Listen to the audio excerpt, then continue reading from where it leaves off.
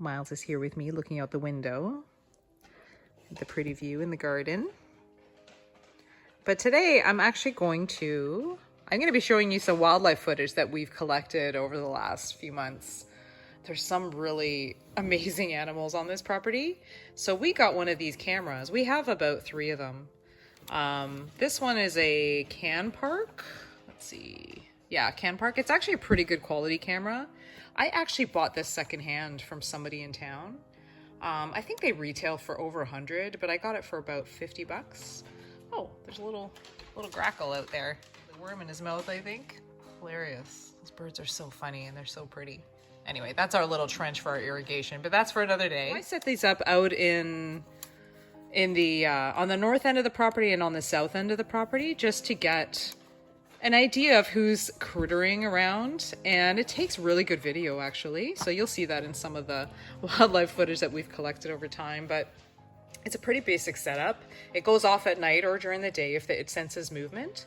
So the only thing that we kind of make sure for is that there isn't any like waving grass or like a branch or something in front of it that's going to set it off.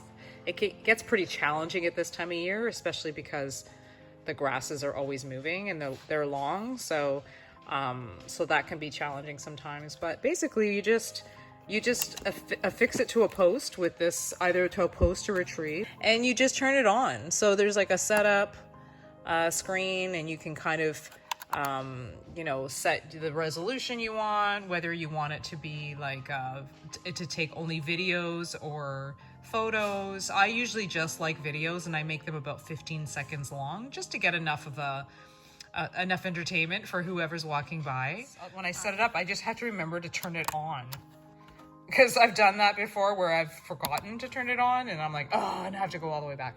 So I'm going to make sure that I turn it on. And these are waterproof and the batteries last a long time. We've already done like weeks and weeks and weeks with the batteries in this. Oh, and it also has a little card. This will fit into a little mini card holder, and then you can stick it in the reader to download them onto your computer. But yeah, so we're going to go and set this thing up and see who's been crittering about.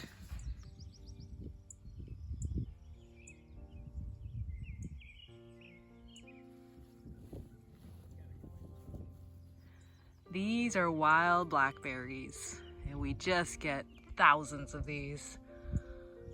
Feeds the birds, the bears, and us.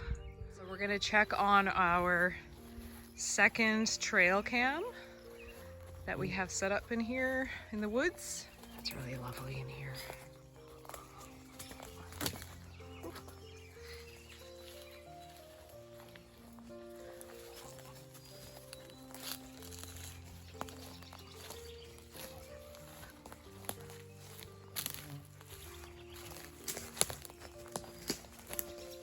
There it is.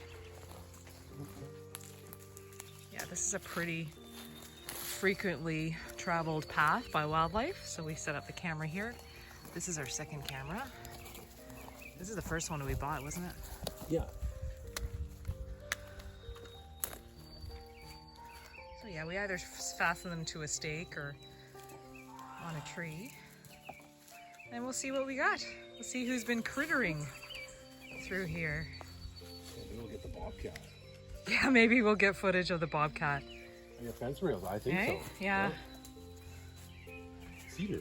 Yeah, cedar fence rails. Now they're just like, they almost look like driftwood. Oh, there looks like there's a burrow down there somewhere. Yeah, Miles, come on, baby. Let's try not to get... Yeah, look, well, there's a... There's 69 images on here, so... Is there? Okay. Yeah, somebody's living in there. Oh boy. So yeah, let's stay away from this. Come on. Let's go. Let's see what we got. Let's check out the old Apache. That's... I just think this is just the coolest thing ever. We had no idea this Apache was here when we bought the property, and we stumbled on it when we were starting to explore. It's just so neat. I'm sure it becomes a home to many critters over the years, but it's been here since the 70s.